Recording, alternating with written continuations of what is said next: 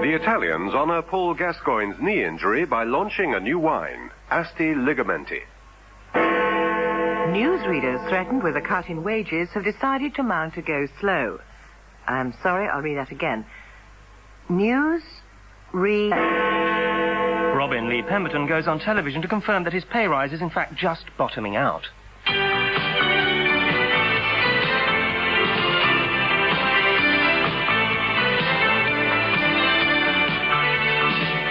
Weekending May the 24th. A look back at the last 7 days with David Tate, Sally Grace, Paul Shearer and Brian Bowles.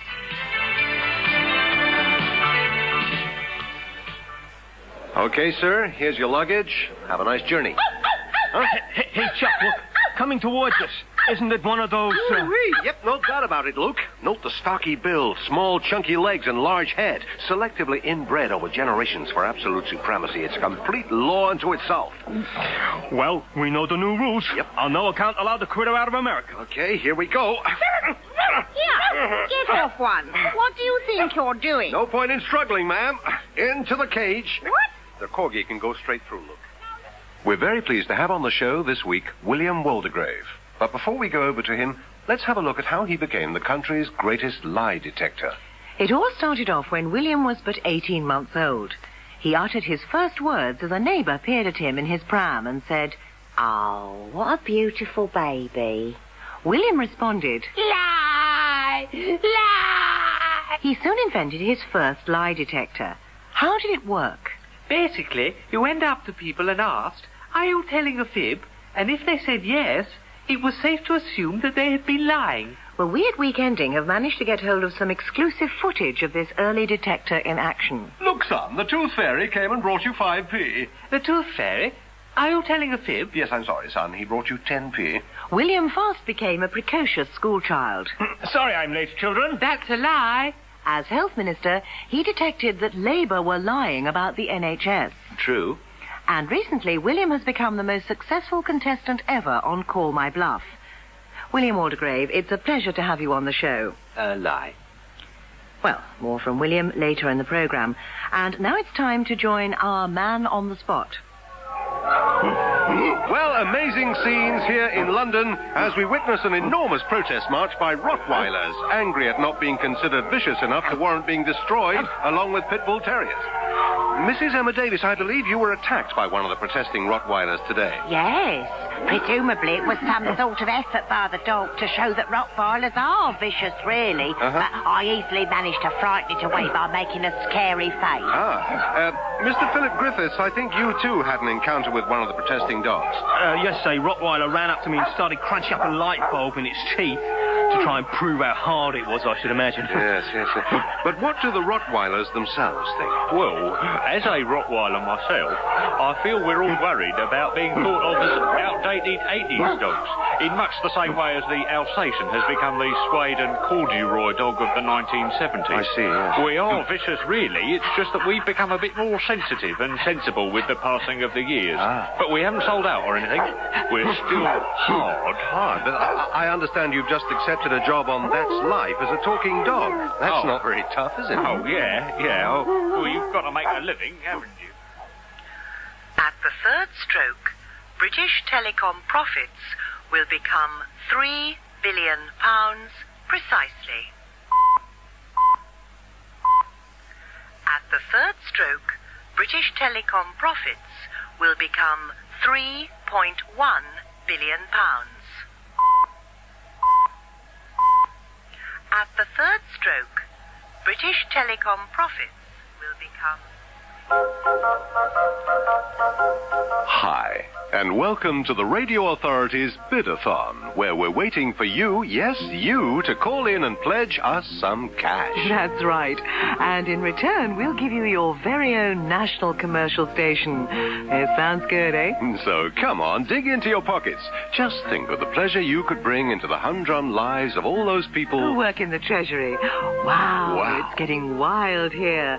The phones are really... lying there doing nothing. Let's have a jingle. No, nothing to jingle in there. Come on, talk to us. Just call the Radio Authority, the bodacious bureaucracy, home of rock and roll. We're the cats who put the stop on the pops, where the hits just keep on going. Say, it's happening. The phones are hot. About room temperature, actually. Come on, people. This is National Commercial Radio. It's now. It's exciting. It's... First National Radio, easy listening. It's...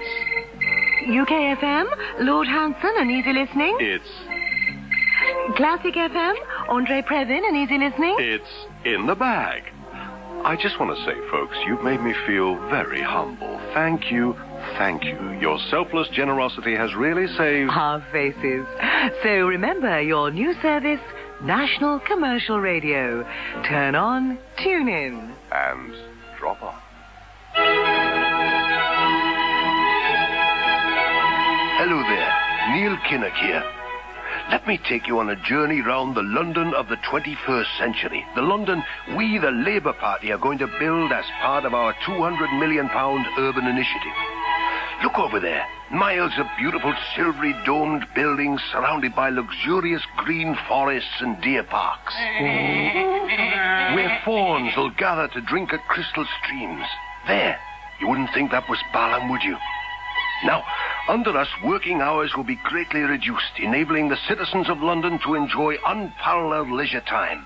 Vast theme parks will therefore be constructed, linked by huge silver monorails.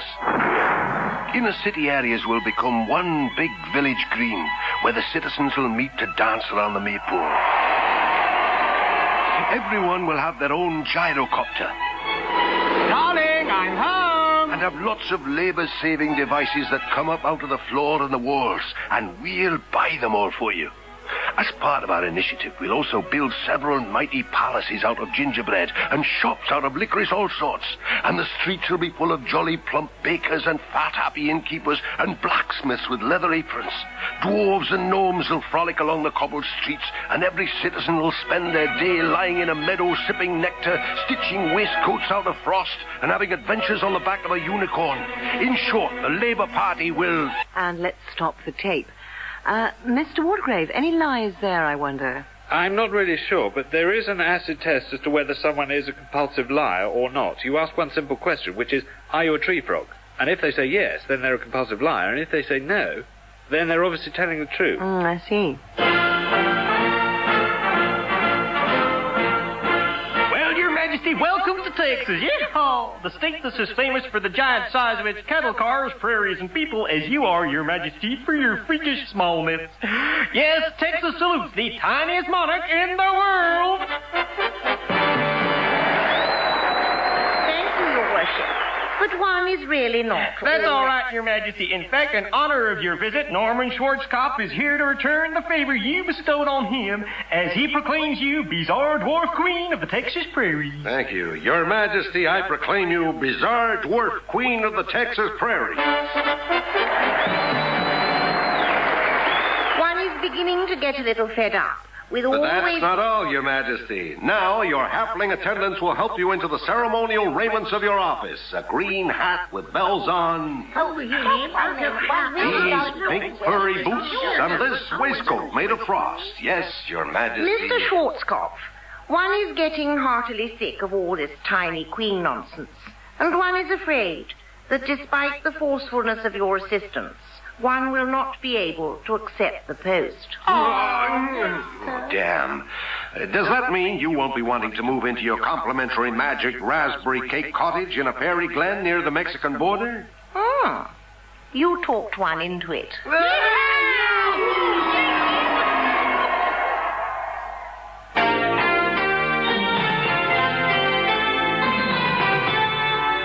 And welcome to 35 Up, where we look back at various stages in the lives of ordinary people. Today we're looking at John. This was John when he was 14. What would you like to be when you grow up, John? I'd like to be a welder. Would you like to go to university? Yes, I'd like to do a degree in metal fusion and welding. This was John at 21. So, John, you didn't go to university? No, I left school when I was 16, mainly because I couldn't do welding A-level. I fell into accountancy. It's all boring cash flows and bookkeeping, not half as exciting as oxyacetylene blowtorches. This is John now. I do look back now and wish there had been better vocational training at school in my day. If there had been, I'd probably be a happy self-employed bathroom repairman now. Still, no good being bitter, is there? I am determined, though, that my grandson should have the opportunity I never had. You know, the chance to actually do something with his life. Something like welding, for instance. Gentlemen, here's a toast to our French friends. Hey! Oh, merci. And here's to the English. Bon santé. And here's the confounding expectations and finishing the Channel Tunnel 3 months early. Bon, and to the subsequent premature termination of our lucrative contract. Oh. You don't think this tunnel's possibly a tad narrow, do you, Jocks? Absolutely not, Nobby. The width is perfect. Oh. Mind you, it's probably a little on the low side.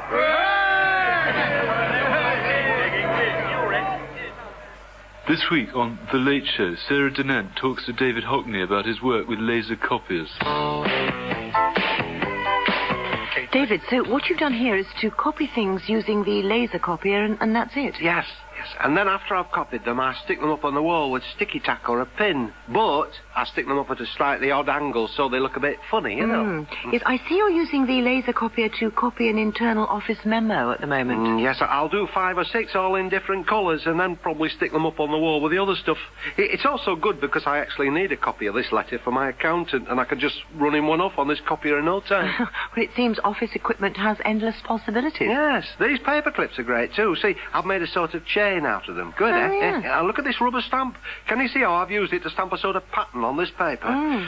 These things are the best, though. Yeah, apparently they're called pencils. And if you drag them over a smooth surface...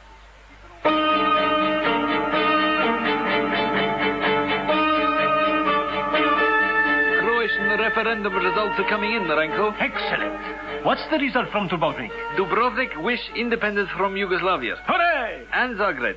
They want independence also. Hooray! And Vukovar too. Hooray! Oh, hang on a minute. No, they want independence from the rest of Croatia. Oh, and Ganin wants independence from Zagreb. what? And this ballot paper here is from a gentleman in Split who wants independence from the butcher next door. No, this is going too far. Get these results sorted out, Lenka. You can't tell me what to do. As of 10 seconds ago, I became an independent republic myself. Long live Lenkavia! Oh, God. We're going to have to do this all over again. Yes, sort it out. Any comments, William?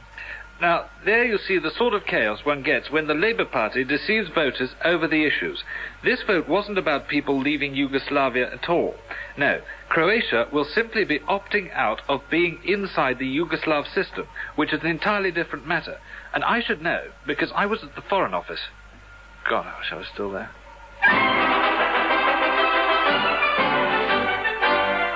May 1991, and Albania makes a long-sought breakthrough in international relations by re-establishing links with Great Britain. Mr. Douglas Hogg, Foreign Office Minister, spoke from London. Greetings, people from Albania, land of Albanians.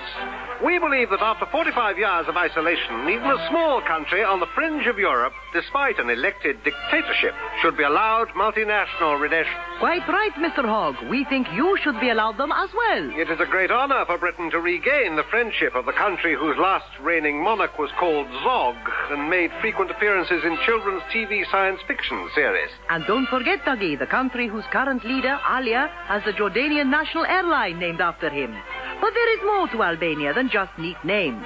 Soon we'll see consular activity. Cocktails at 6 at the embassy here down in downtown Tirana. Can't wait for my invite. What does Dougie have to say? Her Majesty's government is pleased to announce the resumption of contact via the British Embassy in Belgrade. And next week, proud peoples of Albania, more good news. We begin to open links with Yugoslavia, our good neighbor. Our neighbors.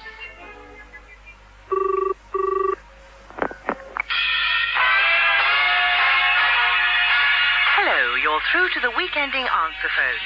If you'd like to leave a message after the tone, we'll get back at you. Roger Cook here. I just want to totally deny allegations that I put fake tears on a woman who found her lost adopted child. I would never fabricate fabricate or sensationalize. Roger, what are you doing with those onions? Richard Nixon here. I've got some friendly advice for you politicians over there concerning all those alleged lies about Monmouth. Is this being taped? Hello, Cluffy here. For those people who think I'm bitter about losing the FA Cup, here's my rescue plan for the second best team in the world, Tottenham Hotspurs. Firstly, you have to remove the seats and terraces and turn the space into allotments so you can eventually play with homegrown vegetables. Secondly, sell Gascoigne and Lineker and buy back Blanchflower, Mackay, Martin Peters and Jimmy Greaves. Thirdly, opt out of the league and become a trust. That way you can reduce the number of players on the field and save cash on wages. And finally, if none of that works and you still want to be a proper team, change your name to Liverpool.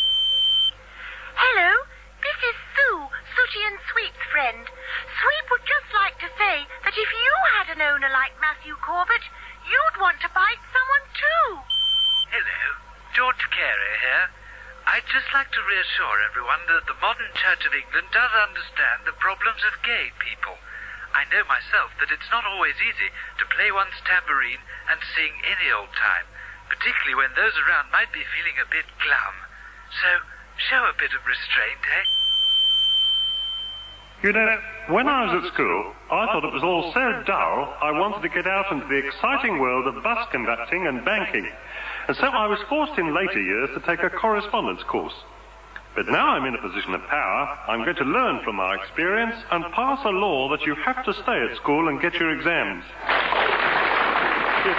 And as well as that, I remember when I was at the newsagent 4 months ago, he'd run out of bank statistics weekly. So now I'm in a position of power, I'm going to learn from my experience and pass a law that all newsagents must always be fully stocked with banking and banking-related periodicals or face 10 years hard labour.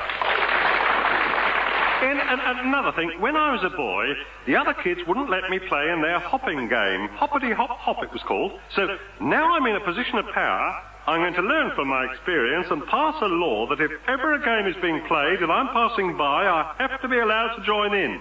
Only if I want, though. Also, once, a little dog barked at me in the street and gave me such a shock. So now I'm going to pass a law that all dogs be destroyed. That'll learn them. Now, William, John Major has said that he is not an intellectual lightweight. Would you say this was a lie? No. So it's not a lie? No, I just wouldn't like to say that it was. You seem to be being unusually diplomatic there, William. What are you trying to say?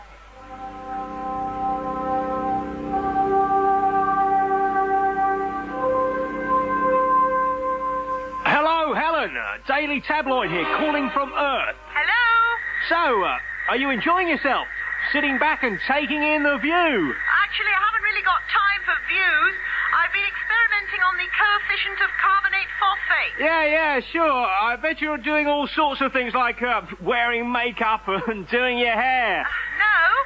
Like I was saying, I'm testing how carbonate phosphates react in zero gravity. And have you got Teddy with you to keep you company? Not as such. I'm experimenting So, how many bounty wrappers did you have to save to get into space? Bounty wrappers? No, I didn't send any. I got the job after strenuous intelligence and physical tests. Yes, I bet you're addicted to chocolate now after all that munching. What?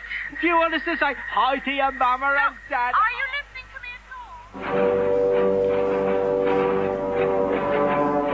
all? It came from somewhere in the Orient to spread terror across the land of Britain. More deadly than King Kong. More terrifying than Godzilla. It was the dog that time forgot. Tozer, a breed apart.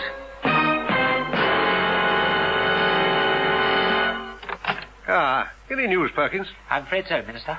Unfortunately, it appears that the strange creature known as the Tozer has broken free from its kennel and is roaming the streets of Leicester in slow motion, knocking down huge buildings with its paws. It's incredible. The buildings are collapsing as if they were a small cardboard film set, which they're not, of course. Damn. We must do something, Perkins. Yes. The whole nation's gripped by an icy terror. Order! Furthermore, I assure the House and the country that we are doing everything we can to prevent this Tozer monster from killing us all. It's not going to be easy. There may only be one of him, but believe you me, the future of Britain is hanging by a thread. I have therefore decided to call in Professor Quatermass. Any luck, Doctor? You've been hunched over your Bunsen burner all night. I'm on the verge, Audrey. I think I've discovered the Achilles heel of this crazed beast. Get the Home Secretary quickly. We must act now before this giant monster eats us all. All right, Quatermass, fire away. Well, it's a long shot, sir, but it might just work. All my experiments tell me that its one weak spot is that it might not take too kindly to being shot at by 33 tanks and then bombed with 5,000 tons of high-density warheads. My God, man. You sure? Can one ever be sure, sir? It's a chance we'll just have to take.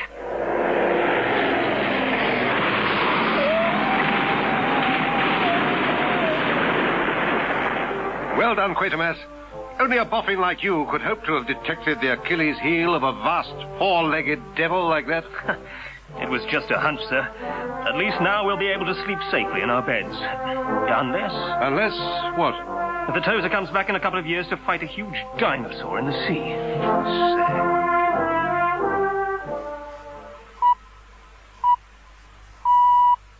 And now, here is next week's news. The weekend. At the funeral of the millionaire Scottish laird who said in his will that the proletariat were an undesirable mass deserving of no help whatsoever, the mourners are told to dig the hole themselves. After a bull elephant advanced to within 45 feet of Mrs. Thatcher during a South African safari, guides say it was one of the bravest displays they had ever seen by an elephant. Monday. Authors of the EC report, which says that Britons buy gallons of mouthwash a year, add that a lot of it is in bottles labelled Australian wine. At a reception during the Royal Tour of America, Ronald Reagan asks the Queen, "Don't I know you from somewhere?" Tuesday. The crowds who have been flocking to the Chelsea Flower Show to see the rose named after Norma Major describe it as very dull and sharing its bed with a weed. The supermarket manager who crashed into 3 cars on his way home says he couldn't get used to steering something that didn't have crooked wheels. Wednesday. The singer who claims she was groped by the pop duo Milli Vanilli says the experience was made even more distressing by the fact that they were using someone else's hands. Investors who learned that city broker Nicholas Young had gambled away £6 million of their money say they're relieved, as they had feared he might have placed it with the Midland Bank. Thursday.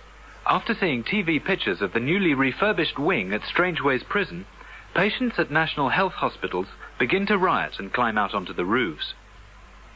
At the reading of Samuel Beckett's will, relatives leave the solicitor's office puzzling over what it meant. Friday. With the continuing decline in the standard of British education, John Major insists academic and vocational qualifications should be equal, and says he would have introduced the changes earlier, but couldn't spell vocational. And finally, the sex therapist who was employed to awake